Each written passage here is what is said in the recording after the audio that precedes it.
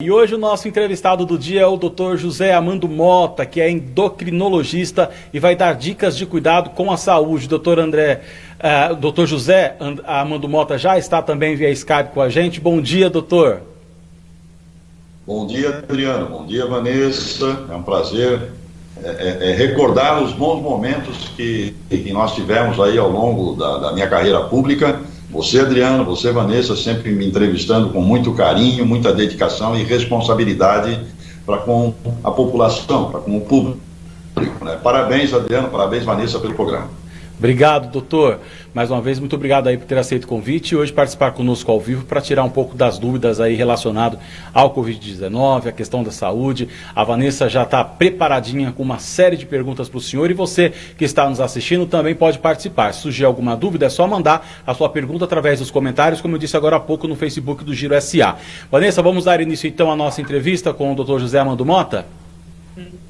Vamos sim.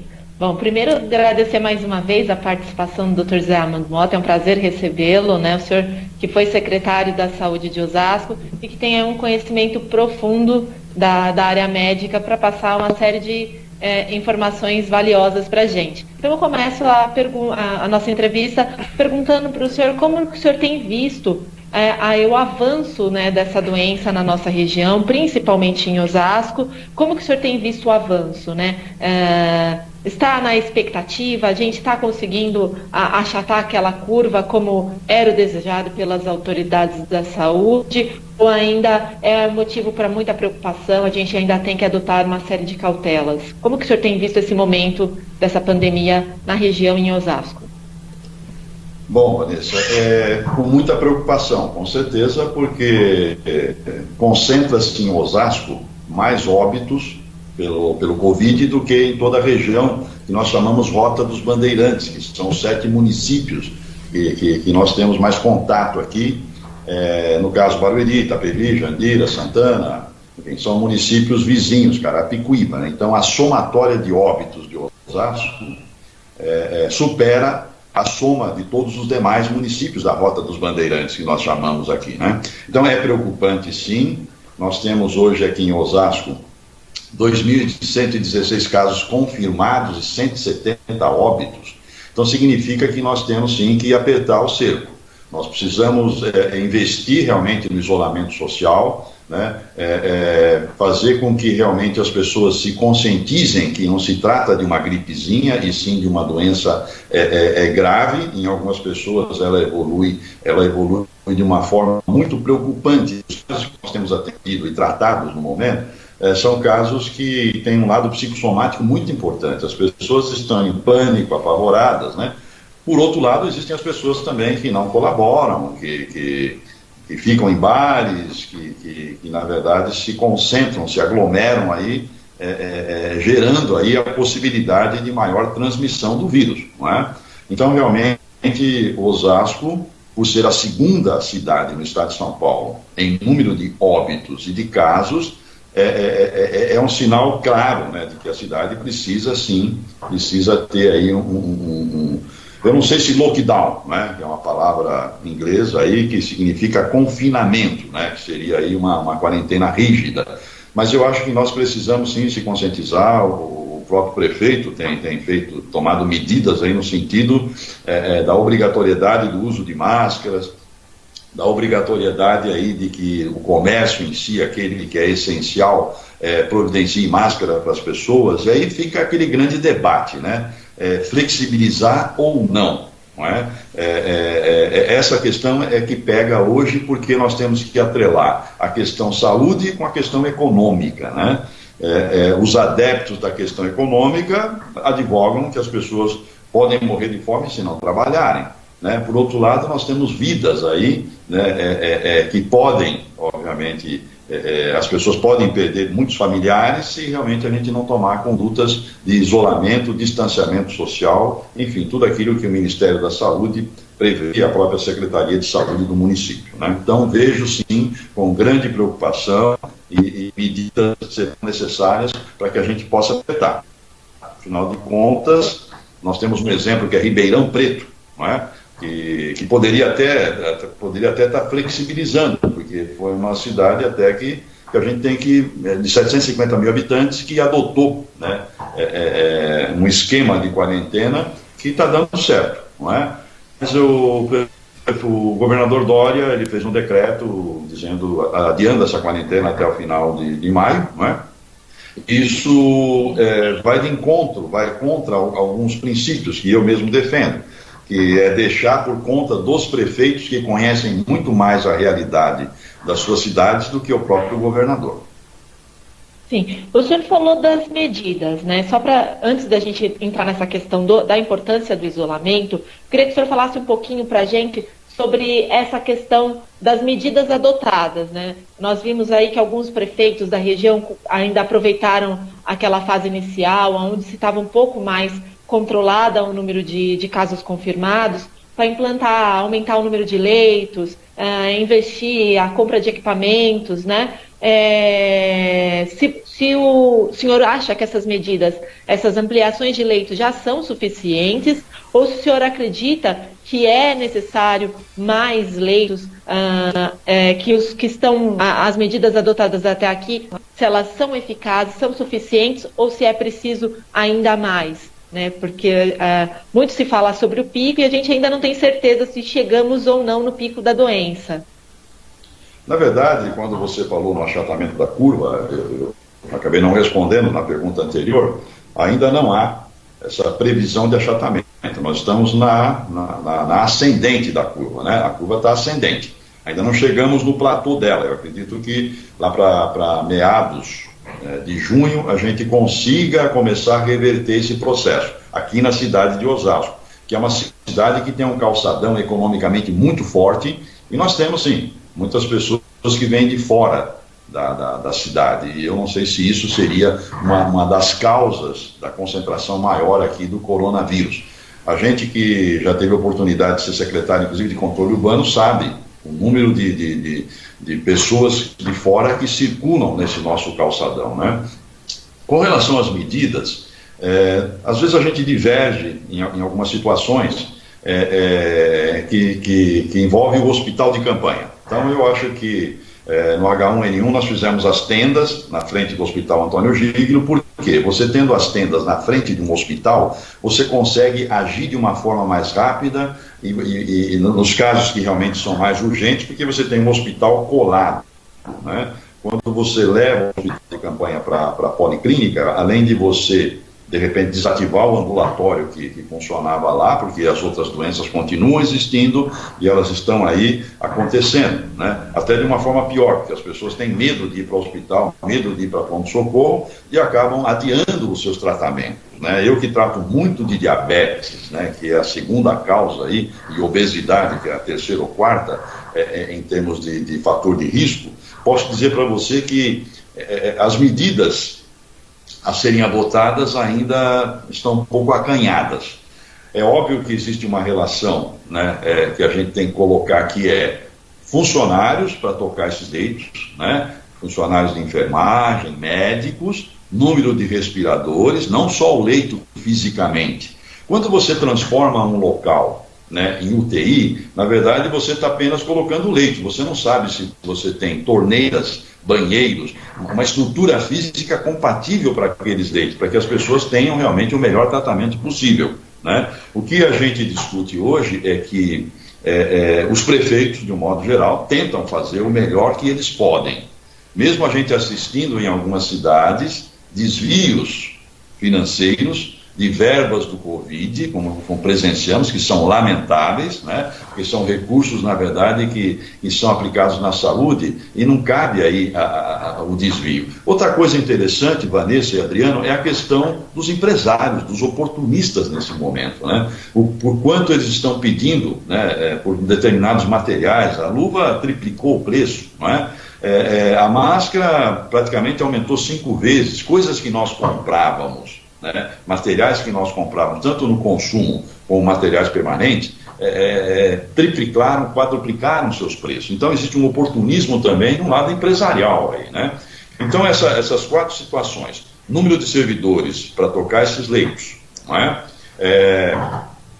a quantidade de respiradores. Osasco vai estar recebendo respiradores para poder tornar compatível isso. Então, esses 238 leitos, somando a iniciativa privada e a iniciativa pública que nós temos em Osasco, ainda é insuficiente. De repente, uma ideia, né, que eu passo aqui para o prefeito Rogério Lins seria, então, instalar, né, essas tendas na frente do hospital. O hospital tem um grande estacionamento e nós já tivemos essa oportunidade. Eu vejo o SAMU com uma certa dificuldade aí, a imprensa tem falado um pouquinho do SAMU de forma negativa, infelizmente, né? O SAMU já foi uma coisa muito importante na nossa cidade e foi sempre uma vitrine para o Brasil, de um modo geral, o nosso SAMU, né?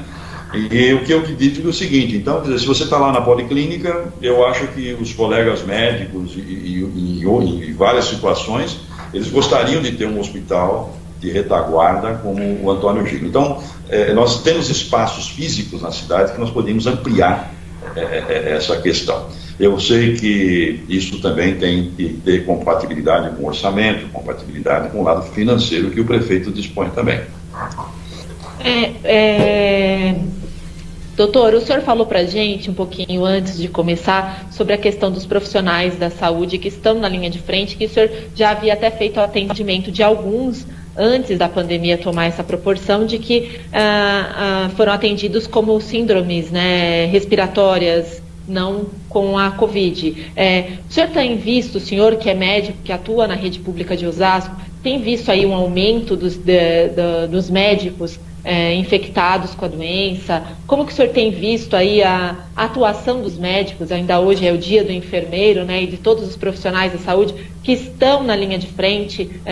Eles estão tendo o suporte não só em Osasco, mas na região e no Brasil como todo, suficiente para estarem na linha de frente nesse momento e terem a segurança de que podem trabalhar e que não vão ser infectados? Na verdade, se a gente pegar o Brasil, o estado de São Paulo como um todo, a resposta é não, sem dúvida nenhuma. A gente assistiu servidores com capa de chuva, servidores com saco de lixo, né, em vários locais, o reaproveitamento de equipamentos de proteção individual. Osasco não faz exceção, né? Osasco nós temos tido sim alguns problemas, eu não quero aqui culpar ninguém, não é o meu objetivo, mas nós temos que sempre fazer uma crítica construtiva. Então, com certeza o profissional de saúde, ele não quer ser chamado de herói apenas numa pandemia, né? Ele quer ser chamado de herói, tanto os professores como médicos, os que atuam na segurança pública, enfim, as pessoas que têm um contato direto, porque realizam serviços essenciais. Esses servidores, na verdade, precisam sim de equipamentos descartáveis.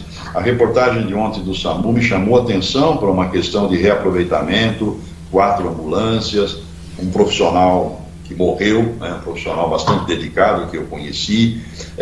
Temos vários servidores infectados. Prova é o número de afastamentos e a dificuldade que o próprio secretário, o doutor Fernando, tem tido em repor esses servidores. Essa semana saiu um decreto, uma portaria do secretário, melhor dizendo, remanejando os servidores da enfermagem para pronto-socorros, porque ele também tem dificuldade, não é? É óbvio que ele tenta fazer o melhor possível. Eu acredito muito no ser humano, né? E tanto o prefeito que está aí, o Rogério, como o Fernando, tentam fazer o melhor pela cidade. É isso que eu acredito, né? E por acreditar dessa forma que eu acho que nós precisamos proteger esses servidores. O que eu ouço deles é que às vezes eles têm uma máscara só por dia, não pode pegar 2, né? Tem uma série de critérios aí que são adotados e são questionáveis, não sei se por questões financeiras, por dificuldade de se comprar, não sei, mas que falta proteção, falta. Se não faltasse, nós não estávamos aí com a mídia divulgando, porque a mídia nos ajuda muito, não é? na fiscalização. Então tem sim, nós precisamos melhorar a questão dos equipamentos de proteção individual, sim, porque há muita reclamação e muitos servidores que eu mesmo tratei, como você disse, não é? Que foram contaminados. É óbvio que a gente não pode dizer, e não ser leviano aqui, que foram contaminados necessariamente na rede pública. Qualquer um pode ser contaminado em qualquer lugar, né? Então a gente torce para que realmente o prefeito equacione essa questão dos equipamentos de proteção individual para os servidores públicos da nossa rede municipal. Doutor, o senhor falou da questão do isolamento, da importância do uso da máscara e do isolamento, né, também, que algumas pessoas acabam não cumprindo. A gente sabe que existe esse desejo das pessoas de voltarem à normalidade, de voltarem a trabalhar normalmente, né, mas ainda é muito importante atender essas determinações das autoridades da saúde. Eu queria saber a opinião do senhor, que ontem teve a publicação de um decreto do presidente, incluindo salões de cabeleireiros, barbearias e as academias como atividades essenciais. O senhor está alertando a gente sobre o risco, que não é uma gripezinha qualquer, né? Já é o momento do retorno dessas atividades? O senhor que é médico, acha que é o momento ou ainda não é o momento adequado para reabrir estabelecimentos como esses? E se o senhor acredita que essas atividades são de fato essenciais? Bom, Vanessa, boa pergunta, né? Uma coisa que nem o ministro da Saúde sabia quando a imprensa o entrevistou. O novo ministro, né, desconhecia o fato do decreto do presidente constar essas atividades como essenciais. E ele, inclusive, alegou que é uma questão muito mais que envolve o Ministério da Economia classificando essas atividades como essenciais. Porque, do ponto de vista médico, isso não é verdade, não é? Eu, particularmente, como médico, não concordo, né, que essas atividades sejam incluídas como essenciais. E ainda mais alegando que, de repente, isso poderia ter a ver aí com a saúde do indivíduo. Eu não vejo diferença, então, numa loja que vende tecidos, né, e um salão que corta cabelo. Com todo respeito, esses profissionais querem trabalhar, obviamente querem voltar, então a pressão econômica vai acontecer, Vanessa, isso é indiscutível, isso vai acontecer. Então, se realmente alguns municípios flexibilizarem, eles vão ter que adotar todas as medidas sanitárias para que as pessoas sejam protegidas, né, estejam protegidas nesses locais, o que não é fácil, né? Agora, é óbvio que nessa queda de braço e nessa politização que envolve hoje a pandemia de Covid, ela é politizada sim. Antes de iniciarmos aqui, a gente está falando da gripe espanhola, que a grande diferença entre a gripe espanhola, que dizimou muito mais pessoas, é que hoje a gente politiza tudo, né? Então, a inclusão disso não deixa de ser uma manobra política, numa queda de braço, né, entre o presidente da República, e isso já aconteceu com o próprio ministro Mandetta, né, que vinha atuando aí de uma forma muito legal, porque o Mandetta é médico e ele tem uma característica, né, ele explica legal as coisas, as pessoas entendem o que ele fala, diferentemente do nosso ministro atual, né,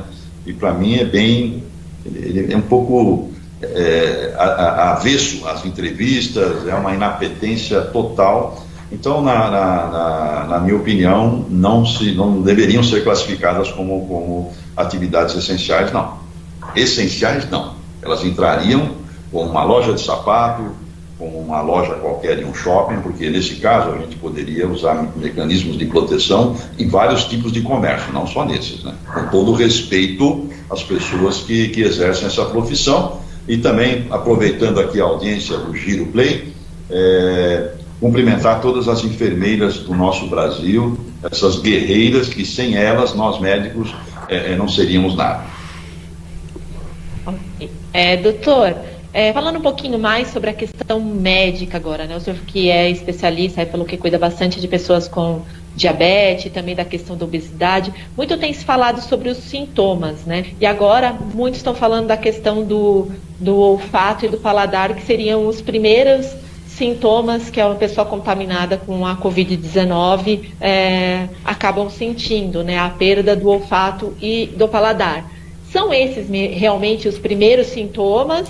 Ou isso varia de paciente para paciente? Ou tem algum outro sintoma que pode despertar o alerta aí da população para falar, olha, eu acho que infelizmente estou infectado? Bom, uma pergunta muito importante também, Vanessa, é o seguinte: nos casos que eu tenho tratado, na minha casuística,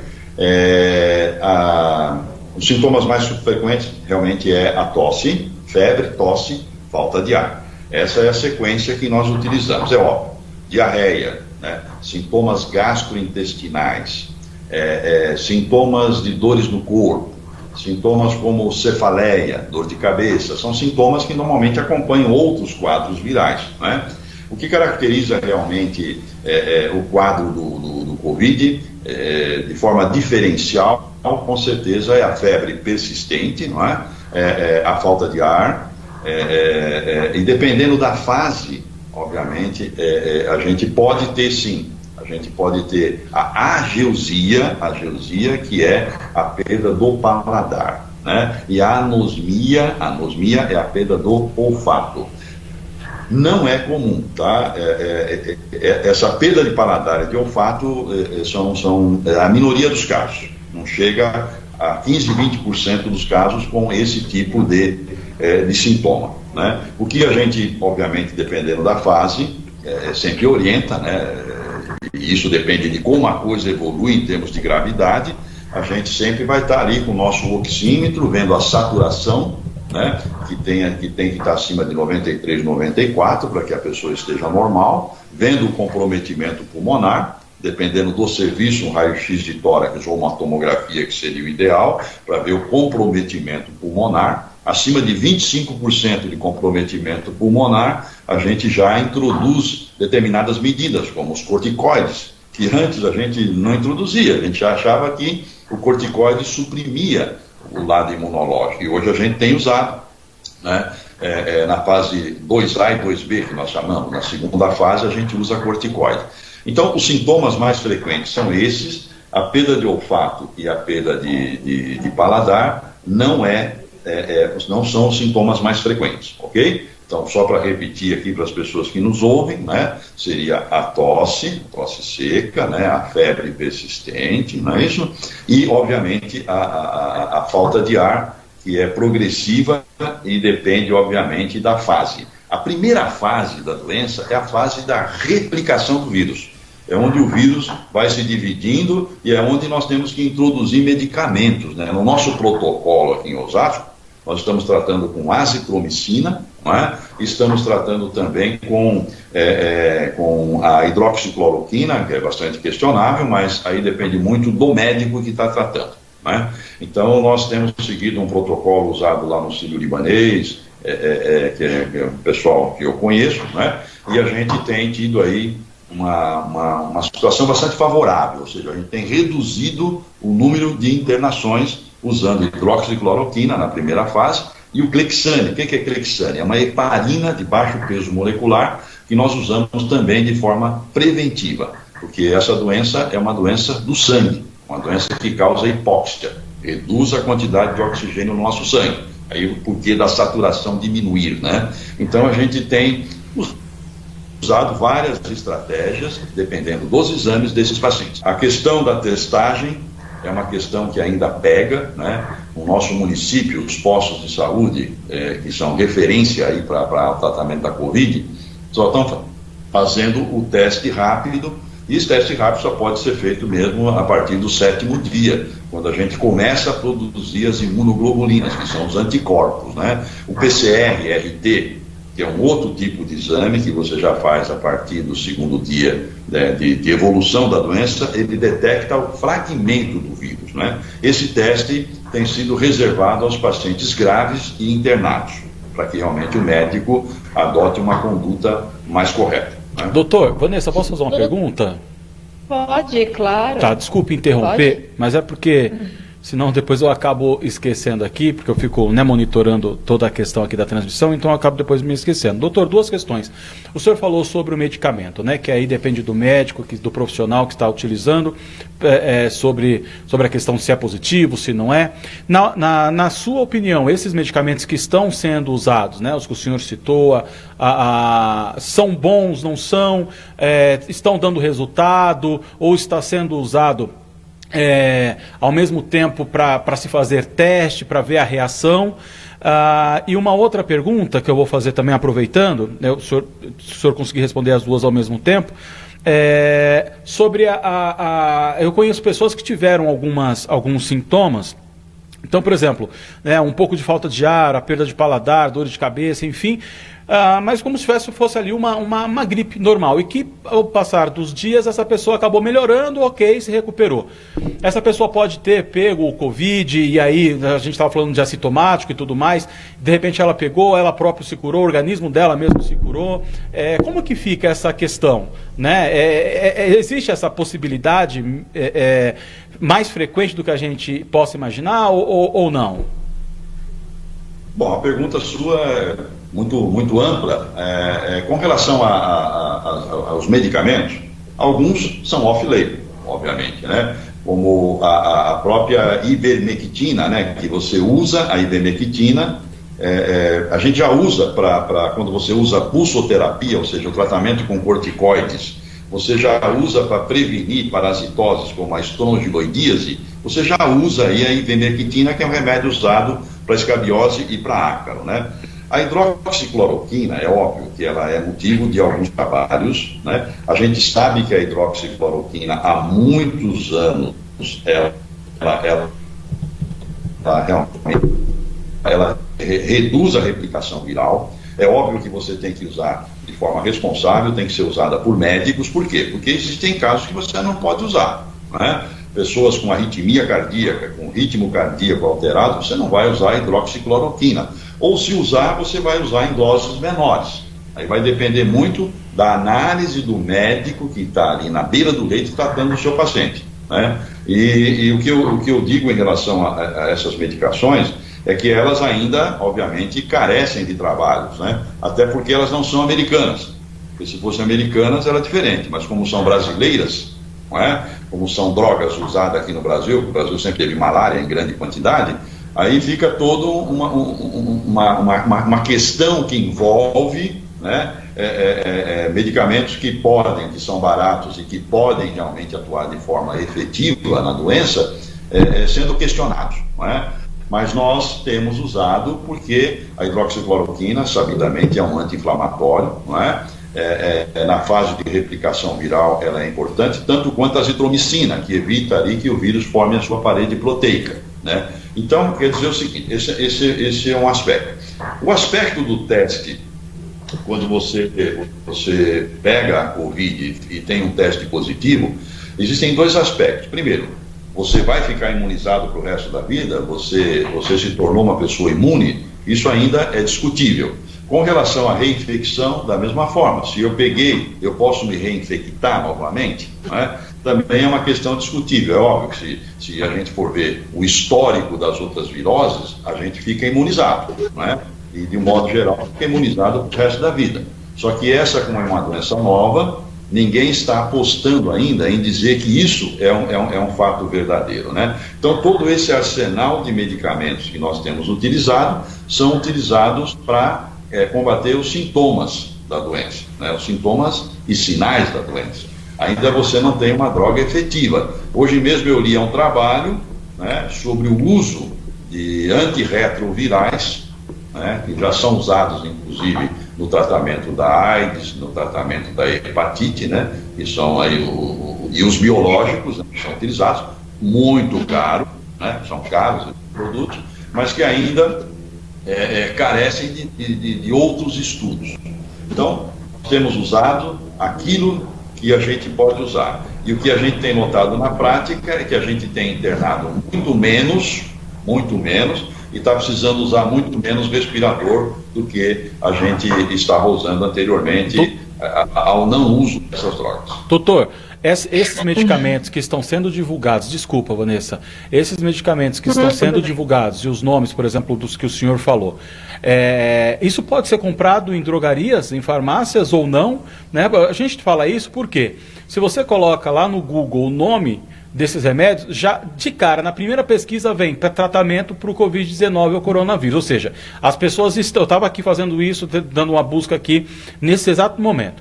Ou seja, as pessoas estão procurando por esse nome, estão procurando pelo valor desses medicamentos e de uma forma ou de outra indo atrás para se automedicar. Esses medicamentos eles podem ser comprados sem receita ou não, apesar da gente saber que existem profissionais que vendem ou venderia isso tranquilamente de uma forma ilegal. E qual o perigo disso. O senhor mesmo falou, pessoas que têm, por exemplo, arritmia, não pode tomar determinado medicamento, né?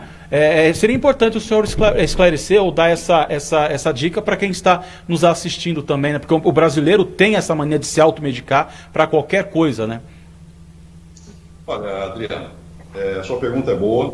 Na prática médica, eu não tenho dificuldade em receitar os antibióticos azitromicina e claritromicina. Os pacientes têm achado, têm tomado logo, suspeitei, começo a usar azitromicina, veio o teste, negativou, paro com a azitromicina, o paciente está positivo, eu mantenho a azitromicina. Com relação ao Plaquenol, é óbvio que essa corrida às farmácias que aconteceu aí pode, ocasionalmente, numa situação ou outra, você não encontrar o Plaquenol, por exemplo, né? Que é a hidroxicloroquina. Mas, de um modo geral, tem distribuidoras que estão fornecendo, né? Tem hospitais, inclusive, e convênios que estão fornecendo para os seus pacientes. Eu cito aqui a Prevent Senior, eu só não lembro agora se a Intermédica, a Notre Dame, tem fornecido.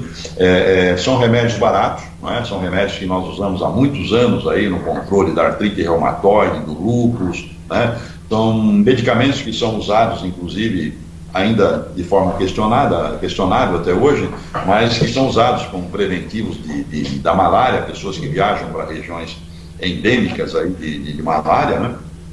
Então, o que eu posso dizer para você é que a metilprednisolona, que nós temos usado também, numa fase inflamatória, naquela fase que você faz a tomografia e o paciente tem um comprometimento pulmonar.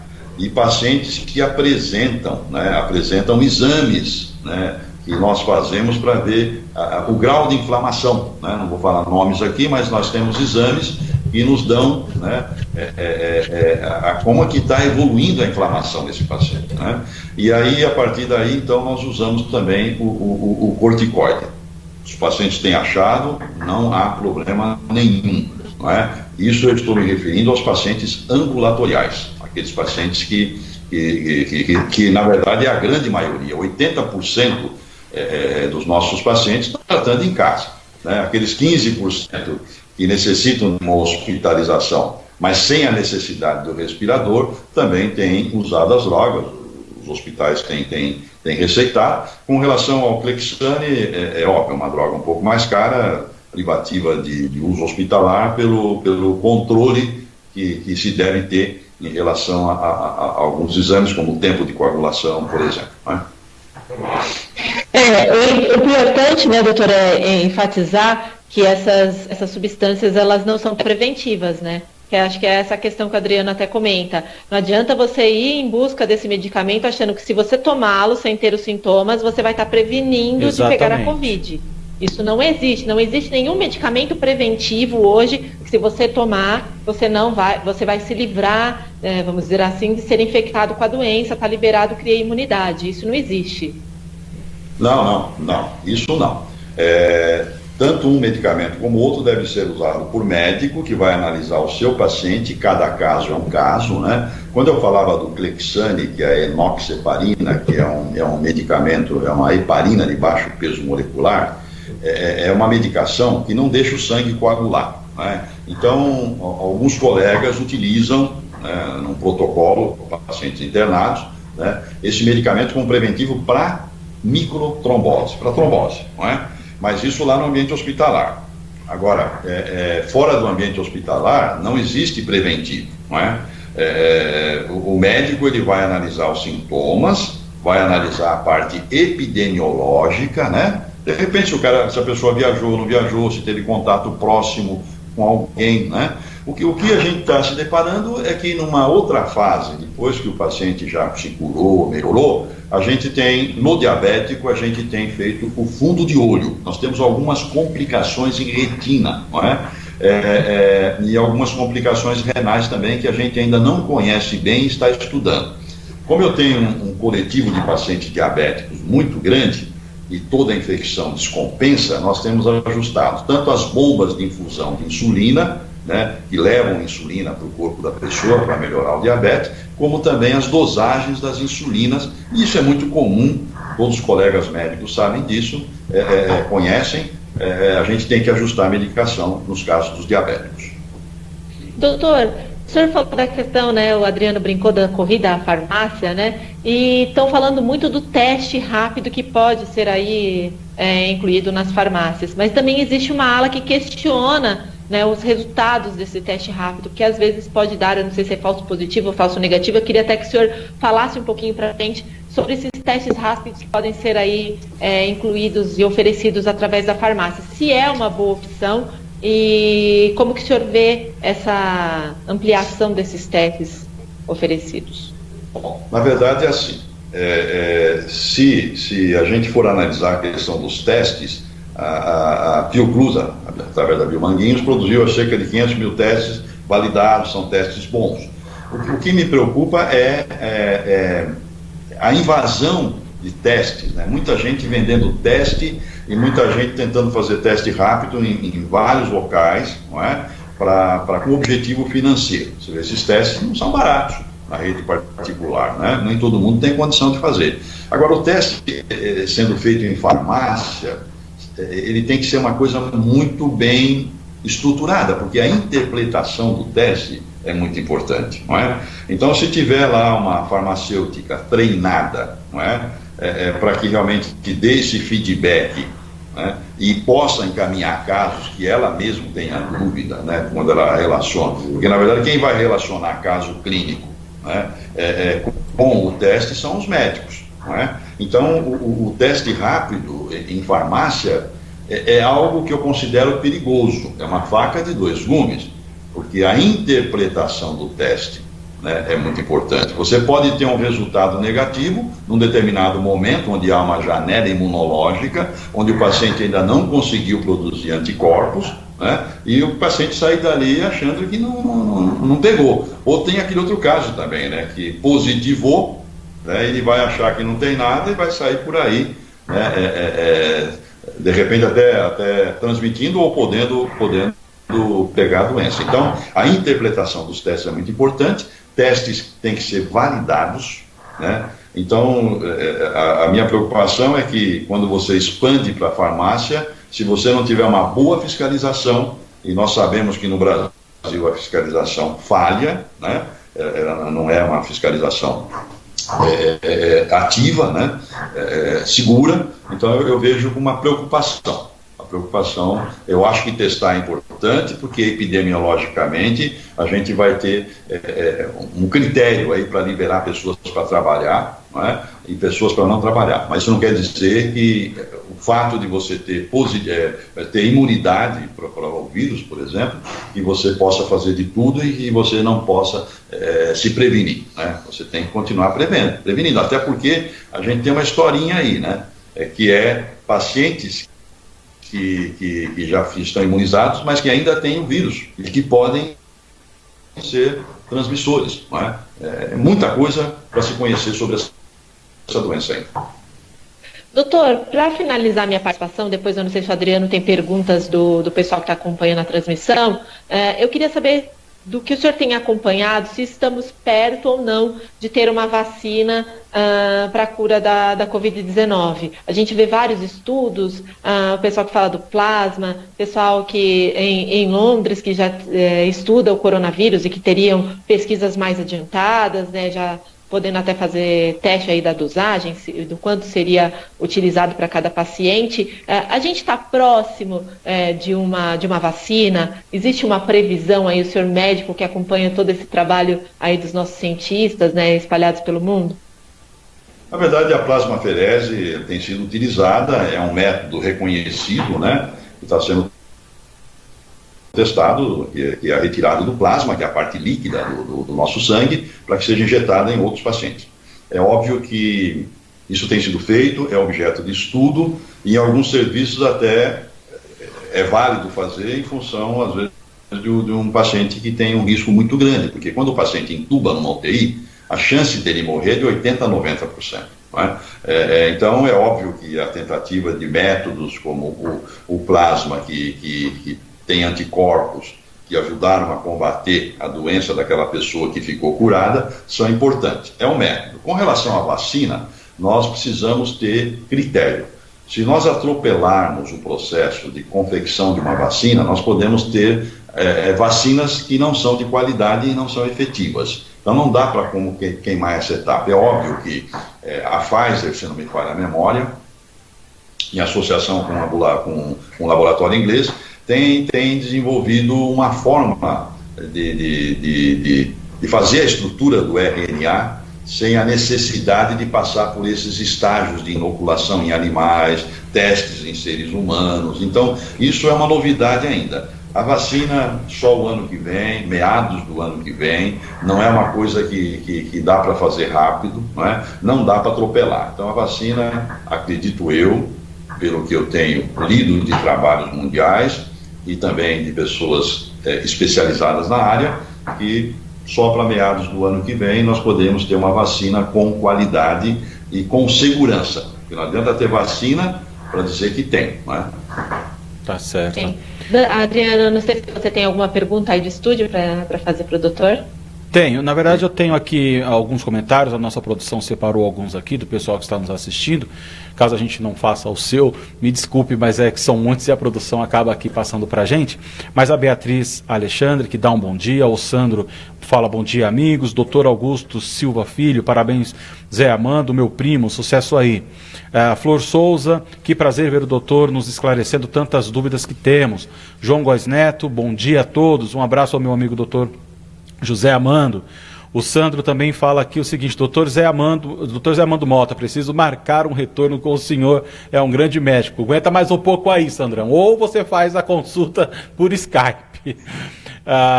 José Augusto Silva Filho faz a seguinte pergunta, acredito que seja uma pergunta, sim. Osasco, por ser a segunda maior cidade, deve adotar esta política errônea do Dória com relação ao rodízio de carros, vindo lotar os trens e ônibus da cidade. Qual a opinião do doutor com relação a esta medida? Qual seria a proposta alternativa do ponto de vista sanitário e preventivo? A gente falou isso ontem à noite, eu comentei exatamente isso com o Sandrão na edição das 18, em relação ao rodízio, né? Porque a gente fala para a pessoa não sair de carro e isso vai superlotar os transportes públicos, o que acaba, se no modo geral já tem aglomeração, né? Então não é agora que não vai ter. Como que o senhor vê essa questão, doutor? Na verdade, na minha opinião, é um equívoco, porque você tem trabalhos, inclusive, e observações em alguns países, como o Japão, que se incentivou o uso do carro, né? Até porque a chance de você pegar num carro é muito menor do que num transporte coletivo, num transporte que você aglomere pessoas, né? Então eu vejo isso como um equívoco, pelo contrário, né? Eu acho até que está atrapalhando muito mais do que beneficiando. Sim. Então, respondendo aí o Zé Augusto, eu concordo que a política do Covas e do Dória são equivocadas, né? Porém, a tentativa, não é, desses políticos até de ter o protagonismo das coisas para tentar diminuir aí o fluxo das pessoas é válido. É óbvio que são tentativas que, na minha opinião, elas não superam, né, aquelas que o mundo tem adotado de um modo geral, né? A gente acha que a adoção do rodízio aqui na nossa cidade e nas cidades vizinhas não beneficiaria em nada. Tá certo. Doutor, o José Augusto faz uma outra pergunta, eu vou tentar pronunciar certo. Ivermectina, é isso? Ivermectina? Funciona? Funciona e em que fase? Na verdade é assim, a ivermectina é um remédio, né, usado para parasitose, para matar vermes, filariose, né, tênia, lombriga, enfim. Ele é usado muito para pessoas que têm escabiose e também ácaros, né? A ivermectina, ela é usada, nós usamos a ivermectina para fazer a prevenção. Quando você usa corticoide, sabidamente o corticoide ele pode diminuir, ele suprime o sistema imunológico. E, obviamente, alguns vermes oportunistas podem, obviamente, infestar o organismo, né? Da mesma forma que eu uso antibiótico, para evitar sobreposição de infecções bacterianas, por exemplo, eu uso a ivermectina, posso usar a ivermectina para poder combater essas parasitoses. É óbvio que a ivermectina é um medicamento testado há muitos anos e que a gente sabe que também mata o vírus. Não é? Então a ivermectina também tem sido usado off-label em alguns serviços com essa finalidade. Mas a ivermectina, na verdade, nós utilizamos para prevenção da estrongiloidíase, estrongiloides stercoralis, é uma lombriga. Então nós usamos quando usamos a pulsoterapia de corticoide. O que é pulsoterapia? Você usa corticoide num dia, no outro, você usa durante uma semana a corticoide, ou usa 5 dias, dependendo do critério médico ou do colega que está assistindo aquele paciente. Então, a ivermectina é um medicamento bastante citado aí nas redes sociais como um medicamento que curaria aí o coronavírus. Não é bem assim, não é bem assim. Ele é um medicamento que pode ser utilizado em determinados pacientes, mas com esse objetivo de você prevenir aí as parasitoses. Tá certo. Cláudio Azevedo, meus agradecimentos e abraços virtual ao Dr. Zé Amando, um dos mais importantes especialistas em nossa cidade. Fica o nosso convite para que ele participe outras vezes. Parabéns a Vanessa Dainese pela excelente pauta. Tá aí a nossa Cláudia Azevedo também parabenizando o senhor pela entrevista. Doutor, tem algum fazer tempo? Mais uma pergunta para o doutor? Claro. Só para encerrar, ainda em questão os grupos de risco, até uma pergunta da Noêmia Cavalcante, que ela pergunta se é verdade ou mentira que as pessoas obesas fazem parte do grupo de risco. E se for verdade, qual a relação que tem, né, da obesidade para ela estar no grupo de risco? Tinha que me meter no assunto, né, Vanessa? Eu tinha que me enquadrar dentro do tema. Não, imagina, olha só. É o seguinte, boa pergunta. É óbvio que a obesidade é um fator de risco, porque a própria obesidade, ela já carrega um fator inflamatório aumentado. Pacientes obesos, né, já são pacientes propensos à inflamação. O paciente obeso, ele hipoventila, não é? Ou seja, na própria H1N1, que foi muito pior, não é? Em relação ao pulmão, ele hipoventila, ou seja, ele oxigena menos, não é? Até pela própria dificuldade que a obesidade traz. Nós estamos falando aqui de obesidade doença, pacientes que têm índice de massa corporal acima de 30. Não estamos falando de paciente com sobrepeso pequeno, não é? Então, o paciente obeso é um paciente mais propenso a ter diabetes, a ter um problema cardiológico. Por quê? Porque a massa corporal exige muito mais do coração, não é? Então, se você pega uma virose, essa virose, e a gente sabe que o coronas também atinge o coração, se o corona atinge o coração num paciente que já tem uma sobrecarga, que tem um território, que tem um continente, o corpo muito grande para irrigar, ele tem que fazer mais força, é óbvio que esse paciente é um paciente de risco. Então, é um paciente que inflama mais, é um paciente que hipoventila e é um paciente, obviamente, de risco, né? Tá certo. Ok, só para esclarecer a dúvida da Noêmia. Doutor, algo que nós não debatemos, que não foi comentado, que o senhor julga importante e queira deixar aqui para quem está nos assistindo nesse momento, em relação à prevenção, cuidados? A mensagem é muito simples. Que nós médicos, profissionais de saúde, população de um modo geral, tenhamos uma atenção muito especial para com as pessoas, transmitindo segurança, que não é o fim do mundo, porque nós temos tido muitos problemas psicossomáticos, muitos pacientes que têm ido aos pronto-socorros, têm ido aos serviços sem necessidade, com muito mais chance de pegar doença indo nesses serviços, né, por um problema psicológico. Nós temos que ter uma atenção muito especial para a área psicossomática, porque pós-epidemia nós vamos ter que tratar de muita gente com problema de depressão, de ansiedade, pânico, fobia de todas as ordens, porque nós somos seres humanos. E quando a coisa começa a acontecer, como está acontecendo na própria cidade nossa, né, se aproximando e a gente ouvindo que nós temos caso, na rua, tem um caso aqui na rua, tem um caso ali, a pessoa já fica toda apavorada.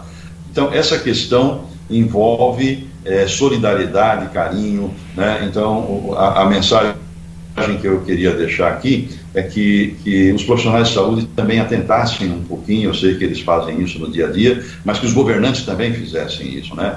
Dessem apoio aos servidores da saúde, né? Valorizassem esses servidores. Quando eu vejo um auxiliar de enfermagem, um técnico de enfermagem ganhando aí R$ 1.800, R$ 1.700 e arriscando a vida todos os dias, isso me choca muito, né?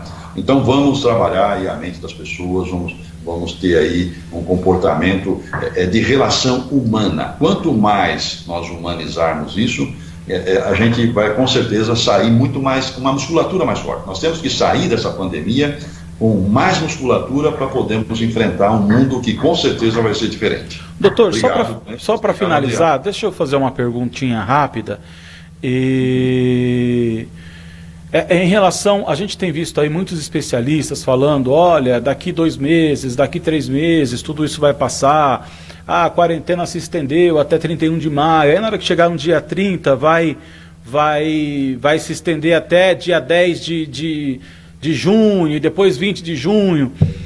Na visão do senhor como médico, né, com toda essa experiência que o senhor tem, essa sabedoria, esse estudo que o senhor tem, essa questão técnica que o senhor passa para a gente de uma forma tão simples e é tão fácil para nós leigos entender o que o senhor está falando, qual é a expectativa de tempo que o senhor tem para que isso tudo se resolva? E a gente não está falando de 1 mês, 2 meses, 3 meses. Então, assim, entre terminar essa pandemia, esse surto, entre tudo começar a voltar a normalizar, o que a Vanessa falou da questão de ir ao teatro, ao cinema, com mais cautela, então, avaliando isso numa linha de tempo com muito mais calma, quanto tempo o senhor poderia falar assim, olha, eu acho ou tenho certeza que em tantos meses, ou em 1 ano, 2 anos, isso vai estar normalizado? Qual que é o ponto de vista do senhor sobre essa questão?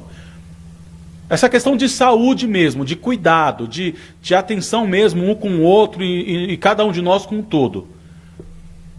Na verdade é assim, é uma pergunta de probabilidade. Eu diria para você, Adriano, que baseado nas epidemias anteriores de epidemias virais, de 60 a 90 dias, um período aí que a epidemia atinge de uma forma mais intensa as pessoas, a comunidade, né? Baseado na China, depois de 5 meses do primeiro caso, que foi em setembro, e eles disseram que foi em dezembro, mas foi em setembro, dá 5 meses. Se nós tivermos o primeiro caso aqui em 26 de fevereiro, logo depois do carnaval, se a gente contar março, abril, maio, junho, julho, agosto, nós teríamos aí já uma condição de começar a flexibilizar, não é, o sistema econômico, né, que é o sistema que é muito atingido. O coronavírus, ele veio para mudar realmente o comportamento, né? É um vírus que atinge não só a pessoa enquanto doença, ele atinge toda uma cadeia econômica que gera doença, que gera desemprego, né?